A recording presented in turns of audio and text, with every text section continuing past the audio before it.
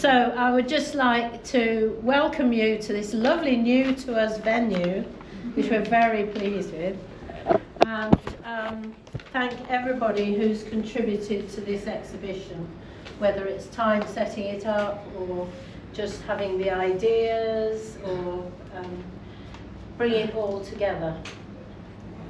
And especially I'd like to thank Peter Torak and the staff at Compas for being You've all been so accommodating hosting the exhibition and so welcoming. We haven't felt odd at all. We just got on with what we've done and we felt really welcome. And they have a busy programme of exhibitions already booked for 2026. So we were lucky to get this slot. And we look forward to coming back again at some point. So I just want to tell you about a few of the events. Pick up your leaflets here. Usually we've tried leaving it till the end, but you all disappear or get distracted, so I'm doing it at the beginning. Then I'm going to hand over to Imtiaz. So we've got Saturday afternoon, the Filton event.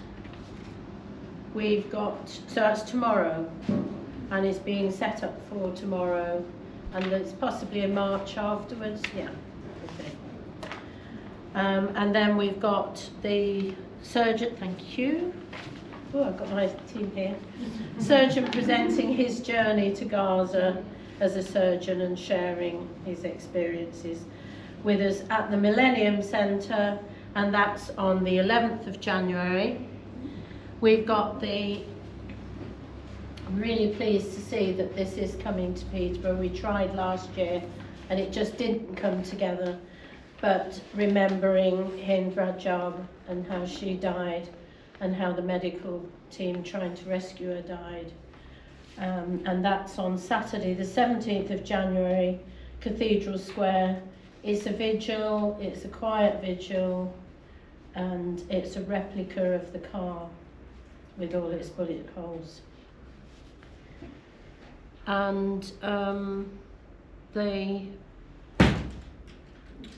we got a date for our next BDS Coca-Cola boycott? We haven't put a date in yet. So watch out on the leaflets. And that's another thing, looking round, I probably don't need to say this, but if you have been invited by somebody and you're new to us, make sure we get your name and contact details so that we can keep you up to date with what we're doing. And finally, the next National March, and these are more important than ever. More important than ever. Words going around that the numbers are dropping off, but their importance is not dropping off. It's just crazy. So the next National March is Saturday the 31st of January.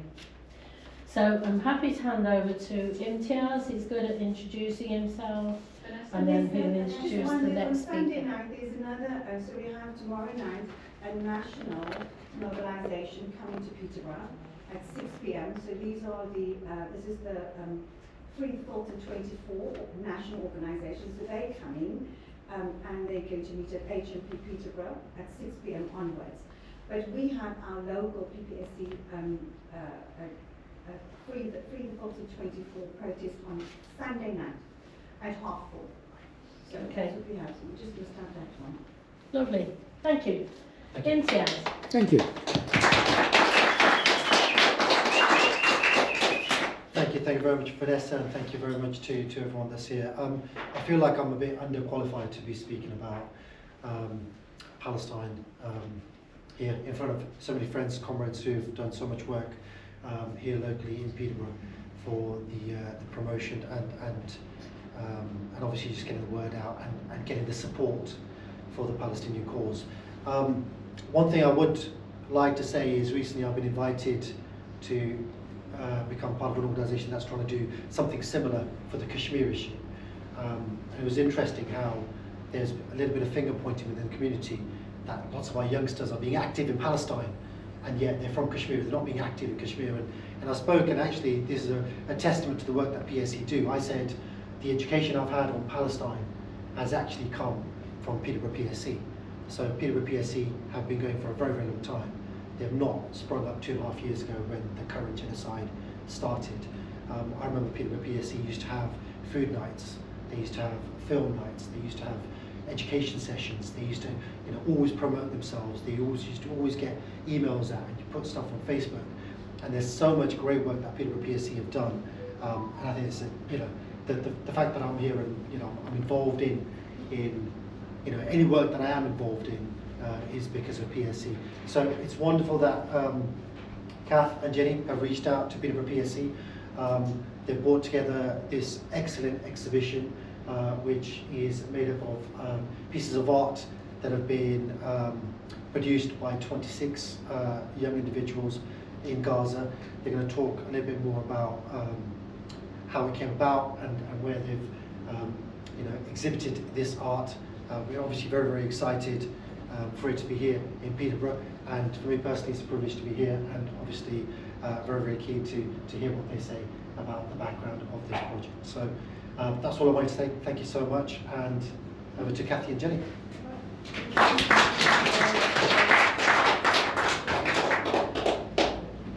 Hi. So not used to doing this, I never got used to doing it. So you're going to start to say first. You say. Okay. So we got introduced to this art by them coming to Cambridge, and we had them on display for one weekend because we couldn't find a space. We hung them all up and then we had to take them all down again.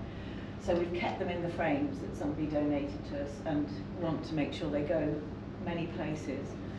So the Heart of Gaza project was started, I think, in June 2024, after October the 7th, by a young man called Mohammed Timraz and also his friend Fele, who is Irish. He lives in Ireland. He lives in Deir al-Balah, which is sort of central Gaza, in the middle part. And so as he was going to start a cafe or a restaurant, and it got blown up, so he decided to stay and do something that would help his people.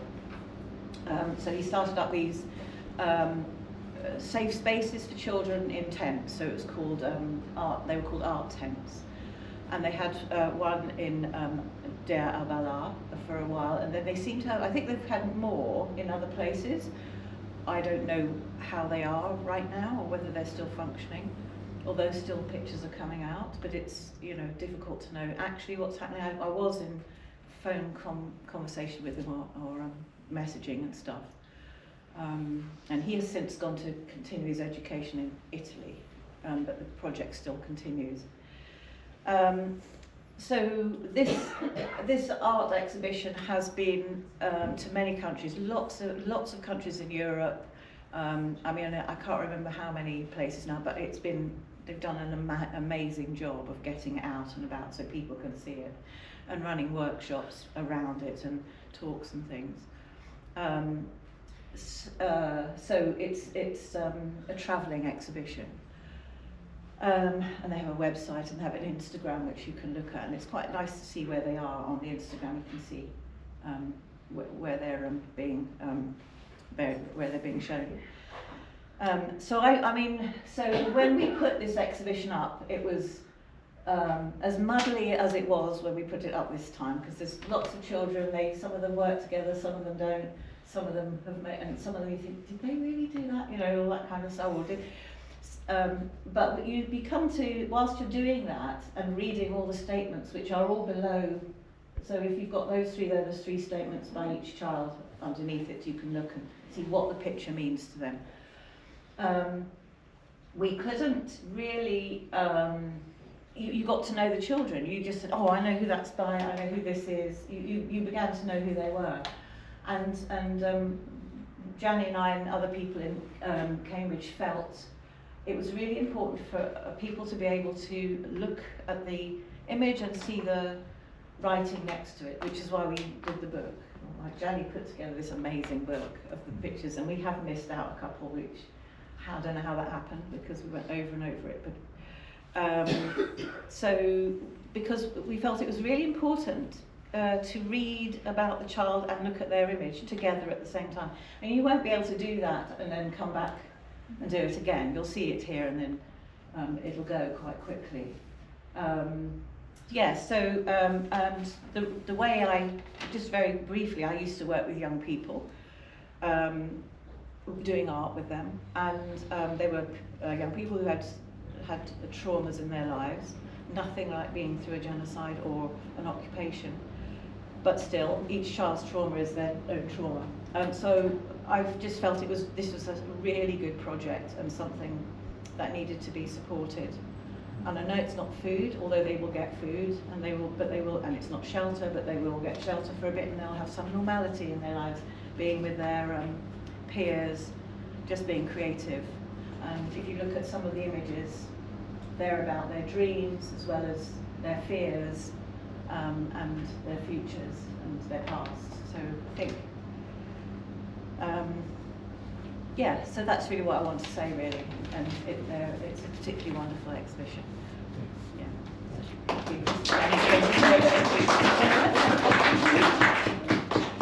I have to apologize before I start, because every time I speak about these pictures, about these children, I get a terrible lump in my throat.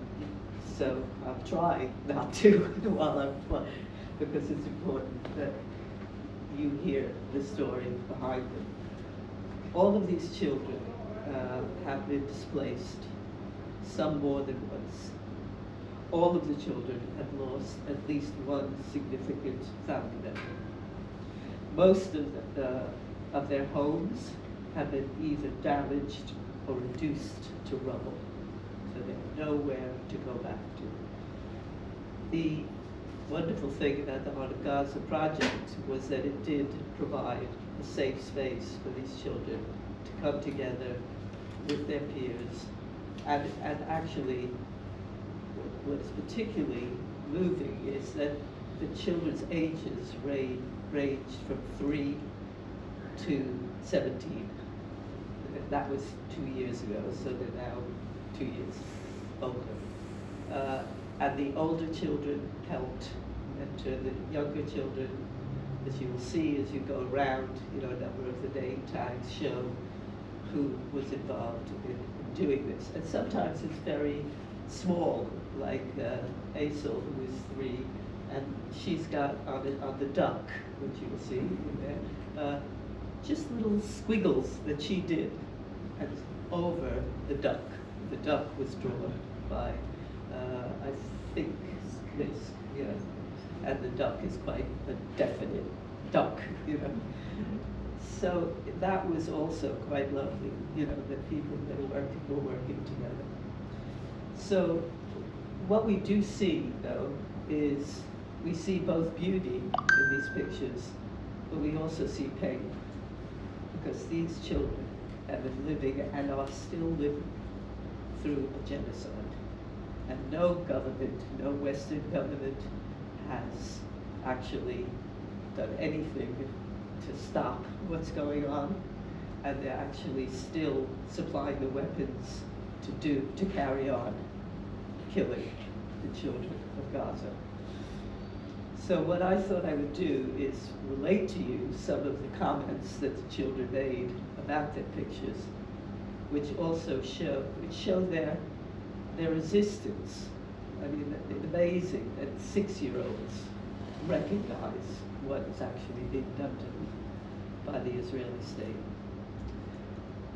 So first of all, talk about Gazan Jauda, who has drawn the picture of a fish in the room, and it's a big fish in the sea.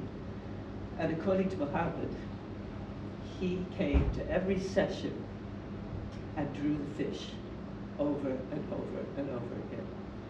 And he lost his father on October the 7th, and his father was a fisherman. And he and his brother used to go down to the beach and play and see their father off. And he knew that his father was gone. He didn't really understand how he could just go away one day and never be seen again. So in a way,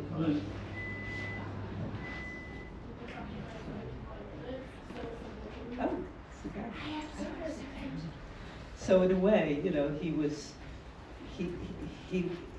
doing this, thinking that maybe one day the drawings would bring him back to his father. Another picture by Manal Alatil.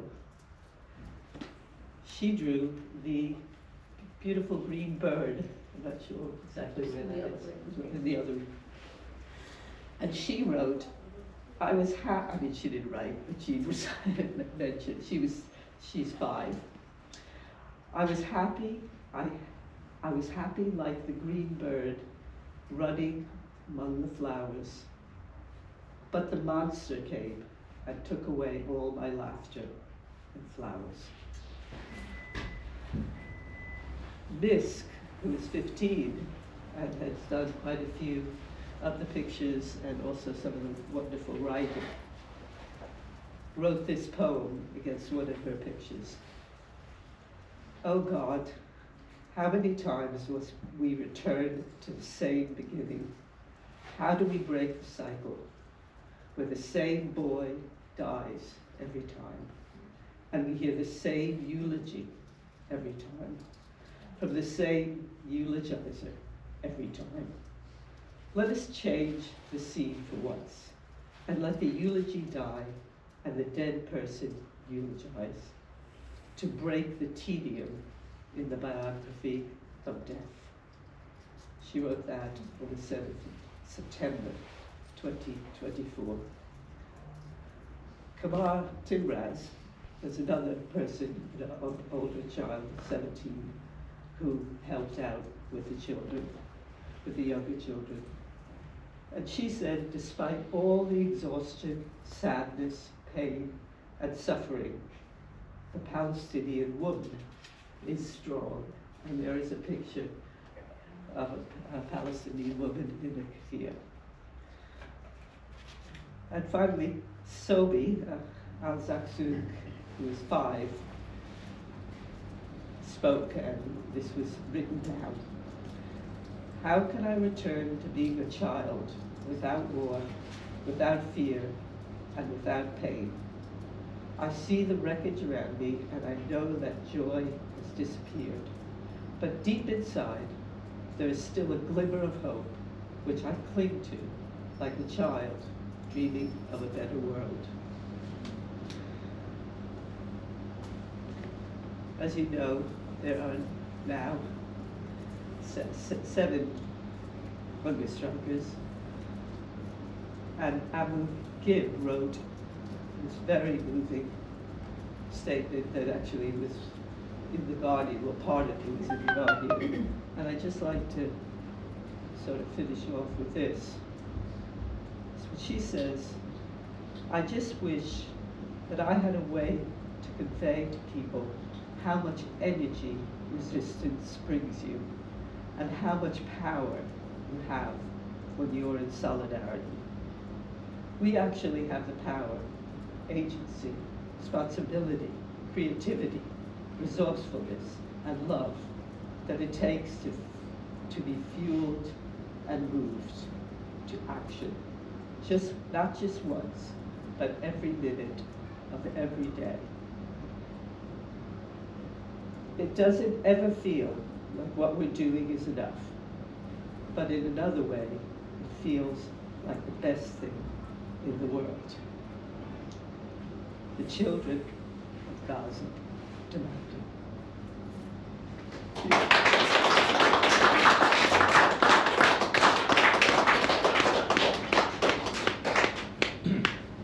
If you could all help us eat the food and